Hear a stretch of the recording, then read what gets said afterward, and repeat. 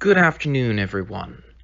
This is the Metaphysics of War, Battle, Victory, and Death in the World of Tradition by Julius Evola. Chapter 8, 2 Heroisms. Originally published on the 20th of November 1939 as Du Eroismi in La Difesa della Raza. To pursue our previous discussions about the varied meanings that the fact of war and the experience of heroism can represent for the race, it is necessary to briefly examine the concept of the super race, probably a mistranslation of Übermensch there, and the related distinction between races as given by nature and races in the higher human and spiritual sense. According to the traditional worldview, man as such is not reducible to purely biological, instinctive, hereditary, naturalistic determinisms. If all this has its part, which is wrongly neglected by a spiritualism of dubious value, the fact still remains that man distinguishes himself from the animal insofar as he participates also in a supernatural, superbiological element, solely in accordance with which he can be free and be himself. Generally, these two aspects of the human being are not necessarily in contradiction with one another. Although it obeys its own laws, which must be respected, that which in man is nature allows itself to be the organ and instrument of expression and action of that in him which is more than nature.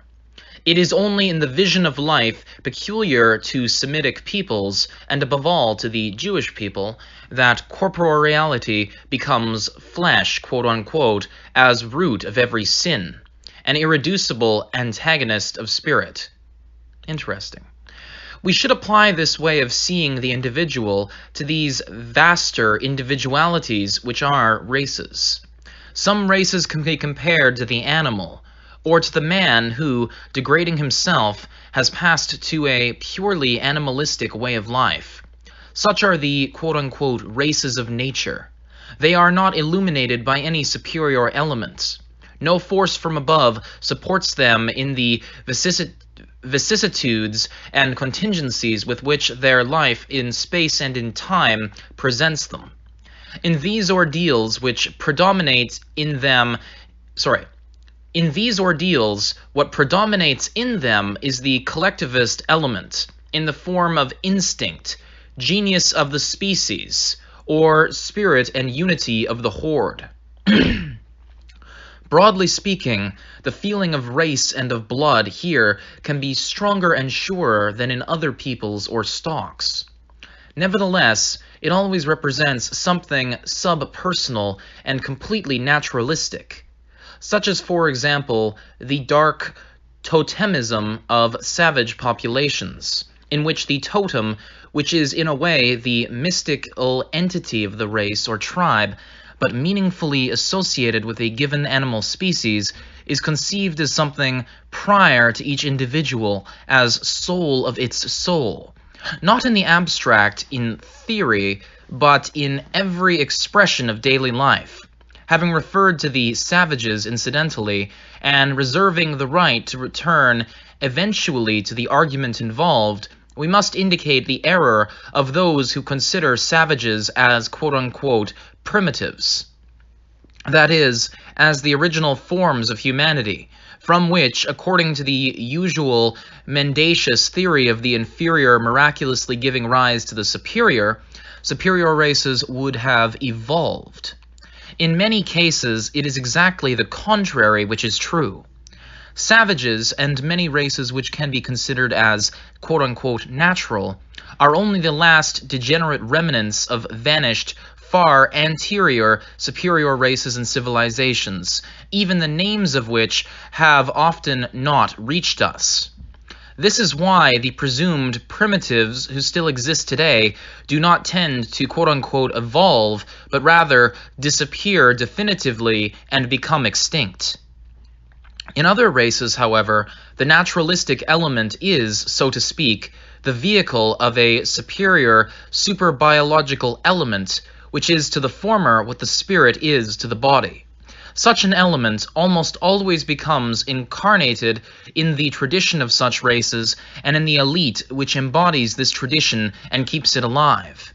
Here, therefore, there is a race of the spirit between the race of body and blood, in which the latter expresses the former in a more or less perfect manner according to the circumstances, individuals, and often castes in which this race is articulated.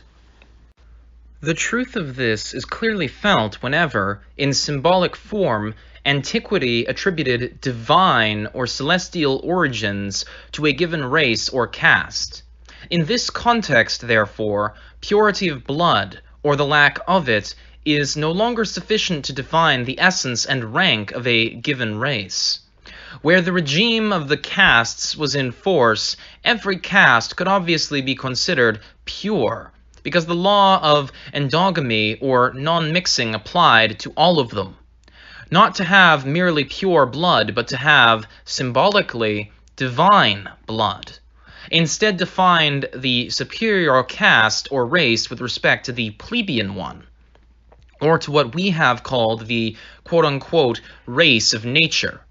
Hence the fact that, in the ancient Indo-Germanic civilizations of the East, the community or spiritual race of the Arya identified itself with that of the Dvidya, the twice-born or reborn. This was a reference to a supernatural element pertaining to it, to latent gifts of race in a superior sense, which a special ritual, compared to a second birth or to a regeneration, had to progressively confirm in the individual. But maybe we will have to go back over this also. These points are, however, sufficient for the argument which we now intend to make. We need only add that, if we look at humanity today, not only is it difficult to find a group which maintains one race of the body or another in the pure state, but it should unfortunately also be recognized that the general distinction between naturalistic races and superior races, or super races, becomes in very many cases extremely uncertain. Often, modern man has lost both the steadiness of instinct of the races of nature and the superiority and metaphysical tension of the super race. He looks rather like what primitive peoples in reality, and not in the view of evolutionists, are. Beings which, even though they proceed from originally superior races, have degraded themselves to animalistic, naturalistic, amorphous, and semi-collectivist ways of life. What Landra, editor's note here, Guido Landra was an anthropologist and was the first director of the Office of Racial Studies, a department within the Ministry of Popular Culture of Fascist Italy. Interesting. Continuing now. What Landra has accurately described in these pages as the, quote, race of the bourgeoisie, end quote, of the petty conformist and right-thinking man, the advanced spirit who invents a superiority for himself on the basis of rhetoric, empty speculations, and exquisite aestheticisms.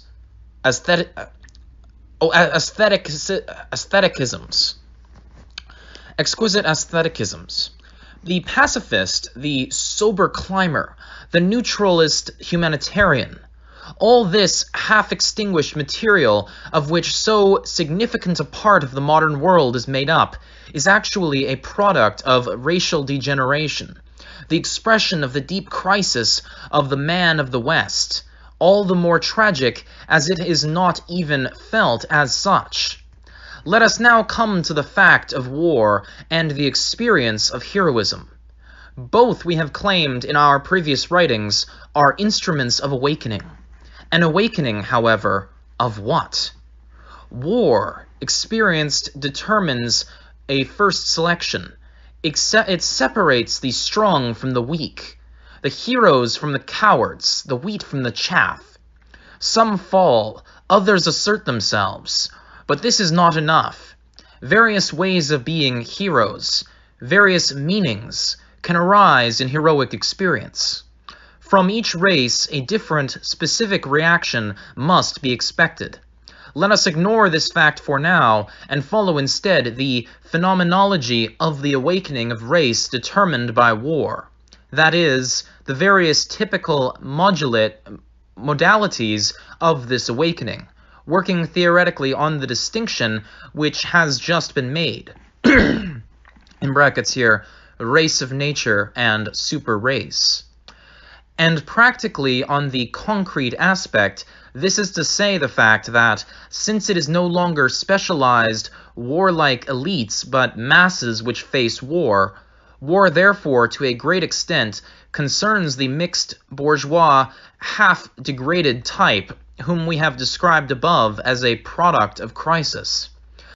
To put such a product of crisis to the test of fire, to impose upon him a fundamental alternative, not theoretical, but in terms of reality, and even of life and death.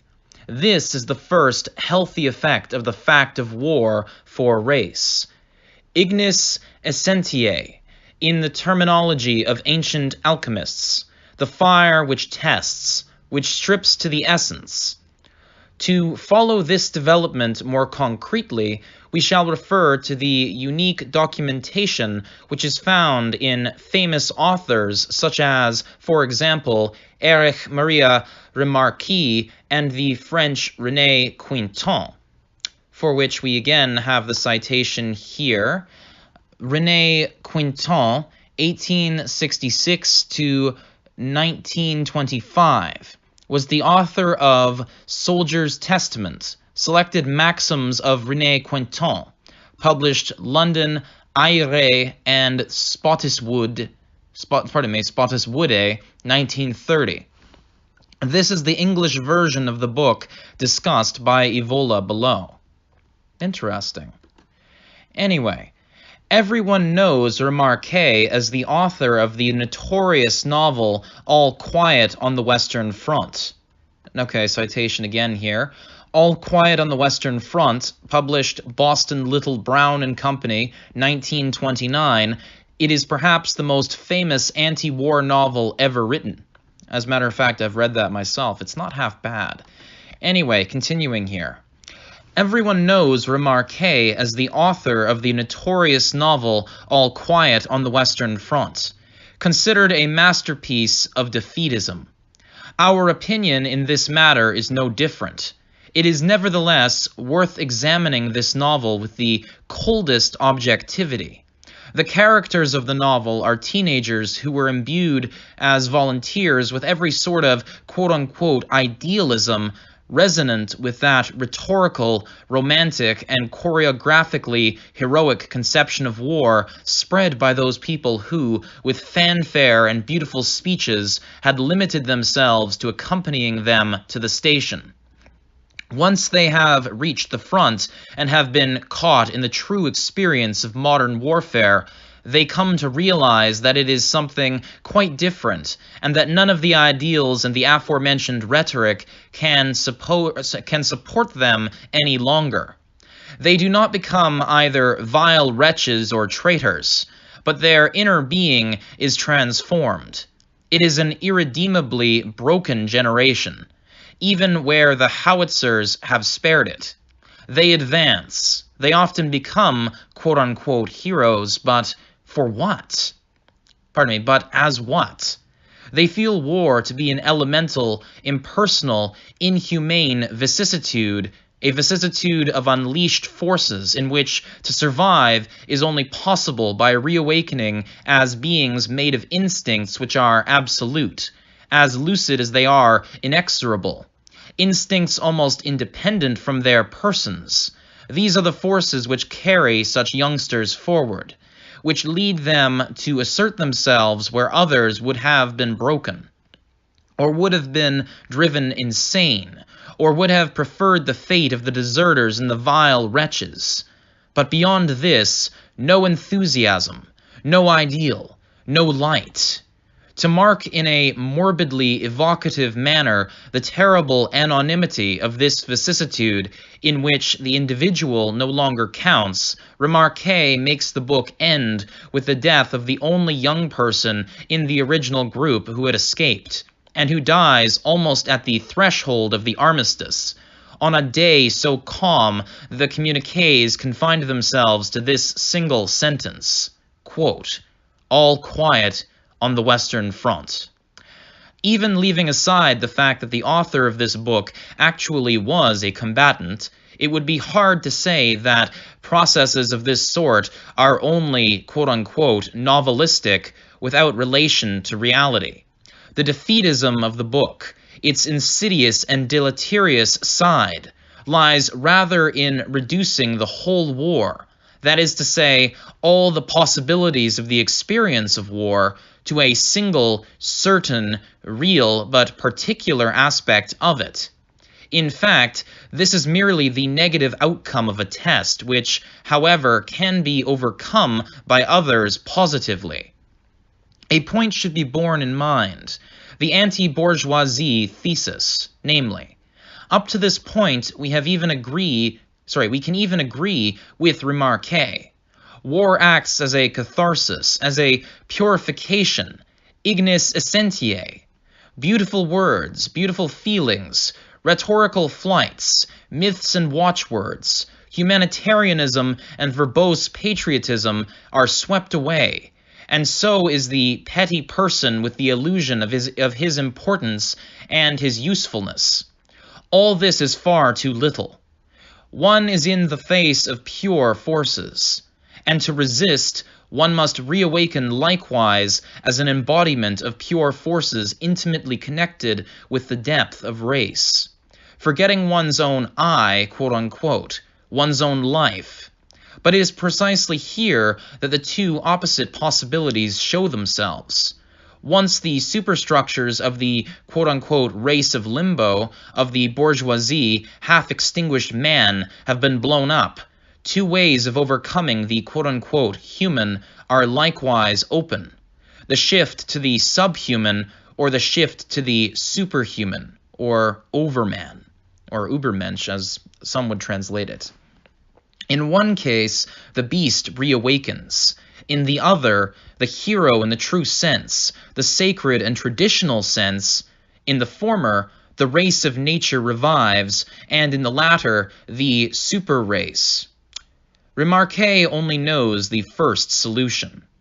Some years ago, a work by René Quinton was published in Italian translation, namely titled Massime sulla guerra. It represents another very singular testimony. 8 times injured in the World War, repeatedly decorated with the most coveted decorations, Quinton can obviously aspire to the generic qualification of hero, quote-unquote. But what meaning has this quote-unquote hero experienced in war? This book is the answer. War is conceived and justified by Quinton biologically, in close dependency on the instincts of the species and quote-unquote natural selection. Some quotations below. There are, at the base of any being, 2 motives: the egoistic one which drives him to conserve his own life, and the altruistic one which leads him to forget himself, to sacrifice himself for a natural end which he does not know and which becomes identified with the benefit of the species. Thus, the weak, in the surface of the species, attacks the more powerful, without prudence, without reason, without even hoping to win. The genius of the species commands him to attack and to gamble his life. The male and the female are created for the service of the species.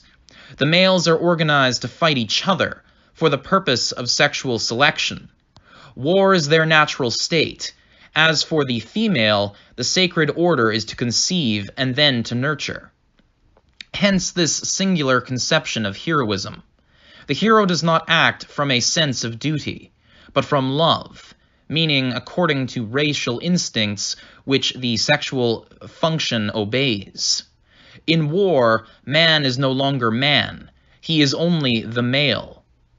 War is a chapter of love. Males become intoxicated with tearing each other limb from limb into pieces. The drunkenness of war is a drunkenness of love. The instrument of the species, of the race of the body, in a primordial outburst, according to Quinton. Thus, there is nothing sublime about the hero, nor about the heroic mother who rushes towards a fire in order to save her child. They are the born male and female incarnate. To indicate the conclusion that all this leads to, we will quote these further excerpts from Quinton. Quote, "Every ideal is a pretext to kill. Hatred is the most important thing in life. The wise men who no longer hate are ready for sterility and death. You must not understand the enemy peoples, you must hate them. The more man rises, the more his hatred for man grows. Nature has by no means created males and peoples in order for them to love one another. The joy of hurting the adversary constitutes then one of the essential elements of the hero." That's a quote I've seen before from Evola, and one that I find quite fascinating. The joy of hurting the adversary constitutes then one of the essential elements of the hero. Socialized life is composed of merely artificial duties. War frees man from these and returns him to his primal instincts. In the evolutionistic biological framework of a view such as this, these instincts are essentially dependent upon race, in the sense of species. Just as it would be inaccurate to regard Remarque merely as a jotist defeatist, so it would be inaccurate to regard Quinton merely as a combatant who, in trying to express his experiences theoretically, became a victim of the notorious theory of combat as the natural selection of the species. There is more.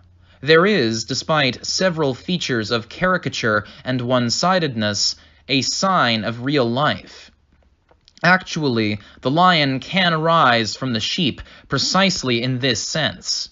Man reawakens and resumes contact with the deep forces of life and race from which he had become alienated. But in order to be no more than a quote-unquote male, and at best a quote-unquote magnificent beast of prey, end quote, in the realm of the races of nature, this may be normal, and the phenomena by which experiences of that sort are likely to be accompanied, horde solidarity, unity of destiny, etc., may even have a healthy, reviving effect for a given organized ethnic group. But from the point of view of one who already belongs to a quote-unquote race of the spirit, this can only be his ordeal of fire turned into a fall. The catharsis, the amputation of the bourgeoisie, excrescence brought about by war, here exposes not what is superior to the ideal of personality, but what is inferior to it, marking the borderline point of the involution of the race of the spirit into that of the body. To use the terms of ancient Aryan traditions, this is Pitrayana, or the path of those who are dissolved in dark ancestral forces, not Devayana, or the path of the gods, for which we have the citation here. This is discussed in the Upanishads, especially Brihadaranyaka Upanishad. Thank you for bearing with my butchered pronunciation. Let us now consider the other possibility, that is, the case in which the experience of war turns into a restoration, an awakening of the race of the spirit, or super race. There again, a reference to perhaps Übermensch or similar translation there. We have already stated the normal relationship in the super race between the biological element and the super biological one, or, if we prefer, between the vital element and the properly spiritual one. The former must be considered as an instrument for the manifestation and expression of the latter. Having this point of reference, the essentials of the positive solution can be expressed in a very simple formula. Heroic experience and, in general, the experience of risk, of combat, of painful tension, must constitute for the individual one of those inner culminations in which the extreme intensity of life, qua biological element, is almost transformed into something more than life, known as the supra-biological element, for which we have, again, the final translation of this chapter, Latin, quote-unquote, by virtue of being. And there, when they say qua, they mean by virtue of being. Interesting. This implies a freeing upwards from the confines of individuality, and the assumption of the bursting upwards of the deeper side of one's being as the instrument of a sort of active ecstasy, implying not the deepening but the transfiguration of personality, and with it of all lucid vision, precise action, command, and domination. Such moments, such culminations of heroic experience not only do not exclude, but actually demand all the aspects of war that have an elemental, quote-unquote, destructive, we could almost say telluric character, precisely that which, in the eyes of the petty individuality and the petty I, the unwarlike intellectual, so to speak, and the sentimental humanitarian, has a baleful, deplorable, deleterious character for human values, and shows itself instead here to have spiritual value. Even in death, death on the battlefield, death on the battlefield becomes, in this respect, a testimony to life. Hence the Roman conception of the mors triumphalis and the Nordic conception of Valhalla as a place of immortality exclusively reserved for quote-unquote heroes. But there is more. The assumptions of such heroic experience seem to possess an almost magical effectiveness.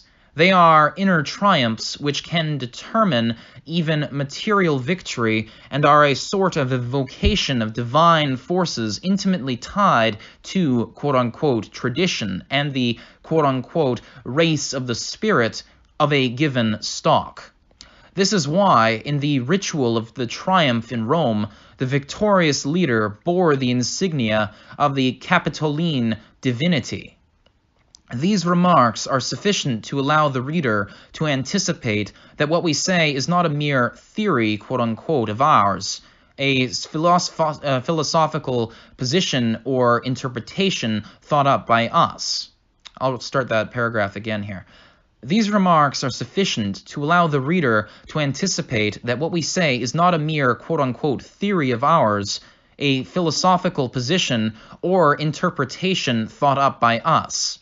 This doctrine of heroism as a sacred and almost magical culmination, this mystical and ascetic conception of fighting and of winning, itself expresses a precise tradition, today forgotten but extensively documented in the testimonies of ancient civilizations, and especially of Aryan ones. This is why, in a subsequent article, we propose to express the same meanings by making ancient myths and symbols and rituals, Roman and Indo-Germanic, speak, which will clarify that what, so far, we have had necessarily to expose in a synthetic and general form. Okay then. So that concludes Chapter 8 of The Metaphysics of War by Julius Evola. Chapter 9, Race and War, I would assume that would be Part 2 because we had a previous chapter with the same title. In either case, Race and War Part 2, The Aryan Conception of Combat, will be our next chapter, and I will read that sometime probably later this month. It's presently Wednesday, April 10th, 2019. Terribly sorry for the late upload and the rather delayed progress with this particular text. I've been rather busy over these past few months, but with summer emerging over the course of this week. I've got a few final exams left, and then I'm out. So yeah, I'll have about a month to kill, and I'll be definitely improving my pace of uploads here on this end. So with that out of the way, thank you for joining us, and see you next time. Auf Wiedersehen.